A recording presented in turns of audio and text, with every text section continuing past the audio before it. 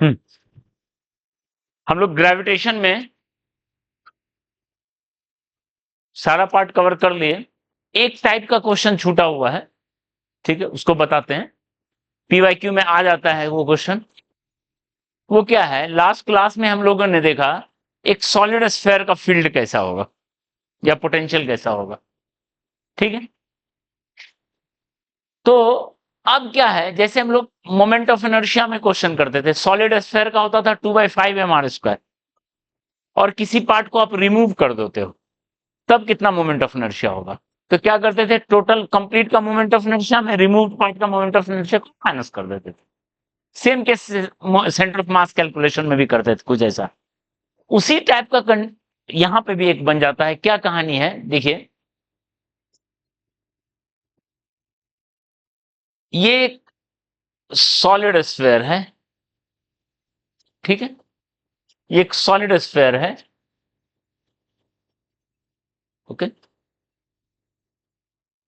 और इसमें हम इतना पार्ट को, इसके सेंटर को लेते हुए जो पार्ट है, इसको हम क्या कर रहे हैं, रिमूव कर दिए, ठीक है। इतना पार्ट को रिमूव कर दिए, इतना पार्ट बचा हुआ है। m is complete mass of, या mass of complete sphere, better to say mass of complete sphere. पूरे कंप्लीट स्फेयर का मास था m। r is radius of complete sphere, ठीक है। इतना पार्ट r/2 रेडियस को हमने हटा दिया, ठीक है। अब हमको पता करना है, बहुत सारा पॉइंट ले लेते हैं। मान लो जैसे ये पॉइंट लिखा हमने 1, यहां देखो बहुत सारा पॉइंट पे हमको फील्ड और पोटेंशियल निकालना है। We have to find out, we have to find out field and potential at various points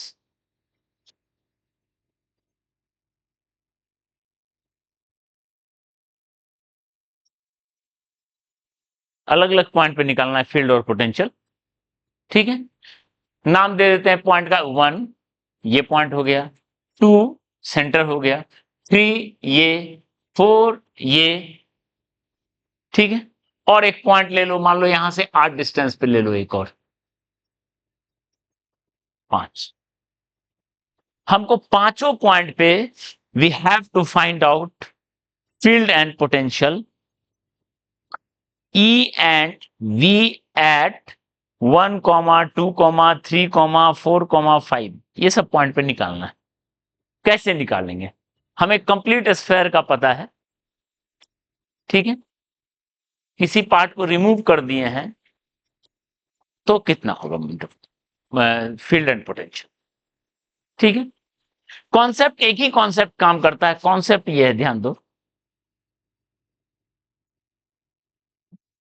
अगर आपको पोटेंशियल निकालना है तो पहले कंप्लीट का पोटेंशियल निकाल लीजिए जो था उस पॉइंट पे, में से जो पार्ट को रिमूव कर रहे हैं उसके पोटेंशियल को क्या करेंगे, घटा देंगे।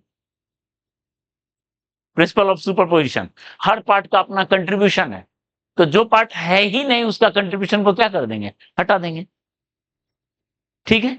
ये हुआ स्केल ऑफ सब्सट्रैक्शन।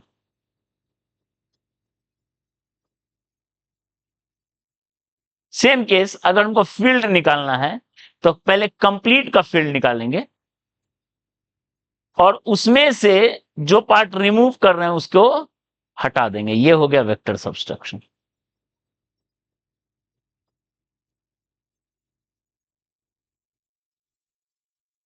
ठीक है।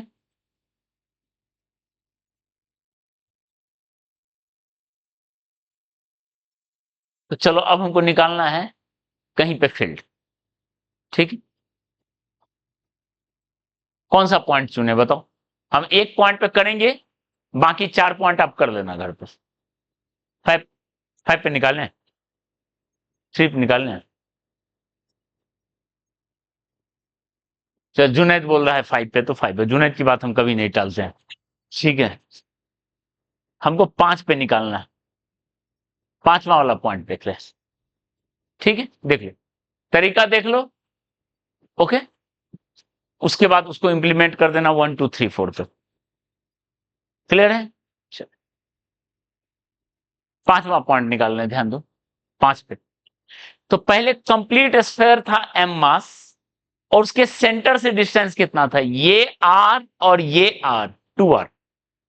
तो बताओ v कंप्लीट कितना होगा 5 पे?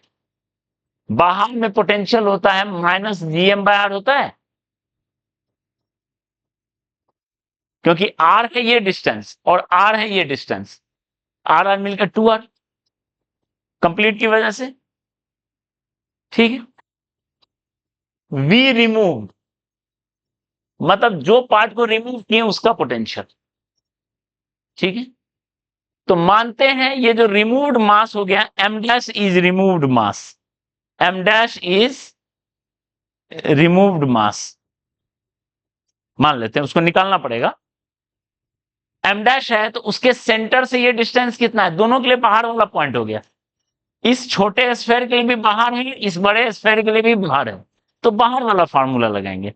बताए थे स्फेयर में फील्ड और पोटेंशियल दो रीजन में, एक इनसाइड एक आउटसाइड, तो जो पॉइंट जिसके लिए ये पॉइंट दोनों के लिए बाहर है, तो दोनों के लिए बाहर वाला फार्मूला लगेगा।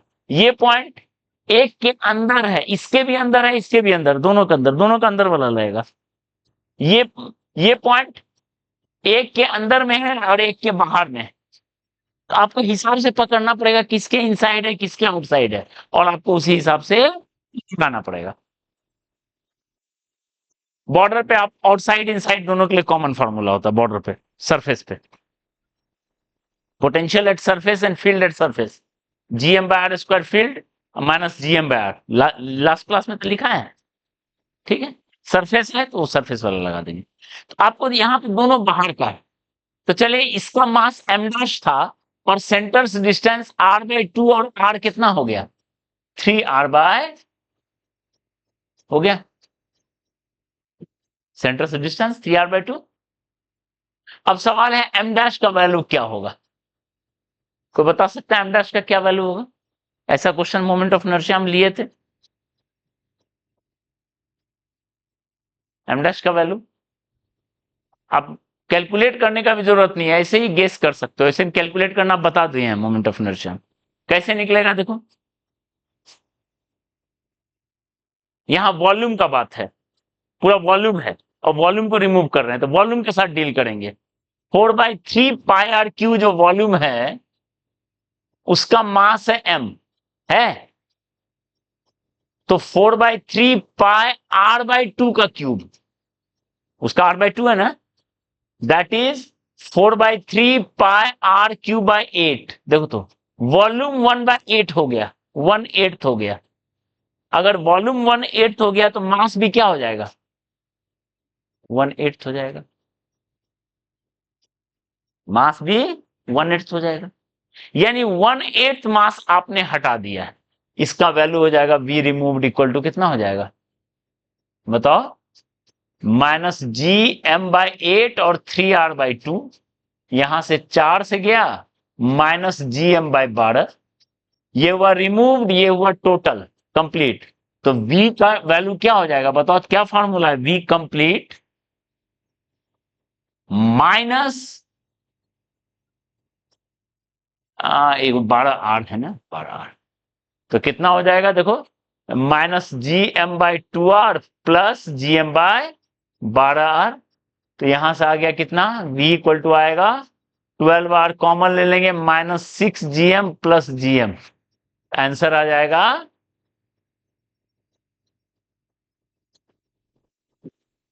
ठीक है, -5gm/, क्लियर है? चलिए, ये निकला क्या, पोटेंशियल। चलिए अब फील्ड निकालते हैं।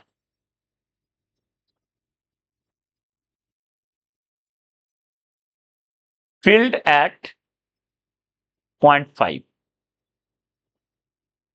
ठीक है, बाकी 1 2 3 4 आप, ठीक है, निकाल लेना, ओके।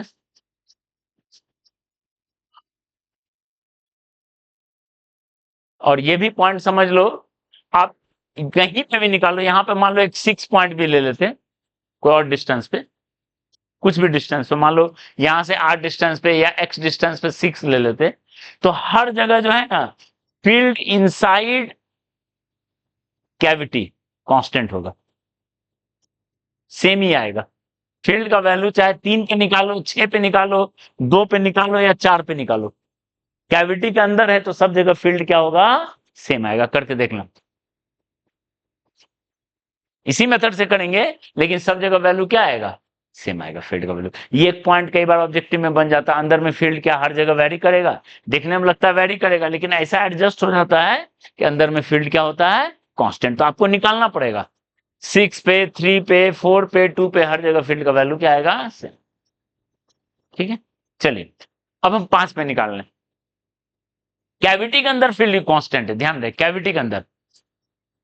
ठीक है, ऐसा सेट हो जाता है इसमें। ठीक है, चलिए अब क्वेश्चन नंबर 5 पे फील्ड निकालना है। तो पहले कंप्लीट का फील्ड बताओ, ई कंप्लीट क्या होगा, क्या लिखेंगे, जी एम बाय कितना डिस्टेंस है, 2r²। ठीक है, और डायरेक्शन, फील्ड हमेशा किधर होता है, सेंटर की तरफ। ठीक है, मान लेते हैं इधर हमने एक्स एक्सिस ले लिया है, तो क्या होगा, -i। ये पॉइंट समझ में आ रहा है, कंप्लीट का फील्ड। ठीक है, कंप्लीट का फील्ड, ई रिमूव्ड, जी उसका मास m/8 और उसके सेंटर से डिस्टेंस है 3r/2 का स्क्वायर। सेंटर से हमेशा डिस्टेंस लेते हैं, सरफेस से नहीं, ध्यान दें। जी m/8 टाइम्स 9r²/4, ये 2 से गया, जी m²/72 r², वो भी -i, वो भी उस तरफ, इसका भी फील्ड इधर और इस कंप्लीट का भी फील्ड इधर। ओ नो, हाँ 18r², सॉरी 18r², ठीक, ओके, -i। तो चलिए अब ई नेट निकाल रहे हैं, तो पहले कंप्लीट का फील्ड लिख लेते हैं, उसमें से किसको माइनस करते हैं,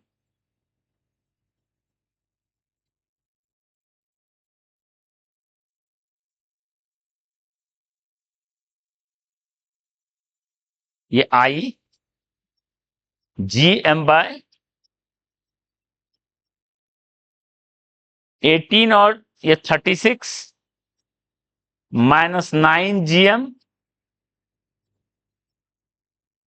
-7 GM/36r²i।